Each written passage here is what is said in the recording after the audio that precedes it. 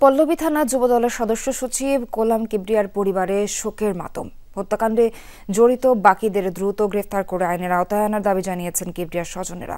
দুপুরে Suhrawardy medical college হাসপাতালে ময়নাতদন্ত শেষে মরদেহ আনা হয় নিহত কিবরিয়ার পল্লবীর বাসায়।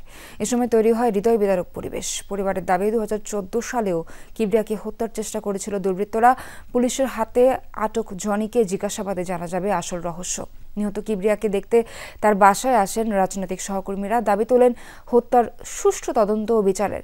গতকাল সন্ধ্যায় পল্লবীর সি ব্লকে দোকানে ঢুকে খুব কাছ থেকে গুলি করে হত্যা করা হয় পল্লবী থানা যুবদলের সদস্য সচিব কিবরিয়াকে।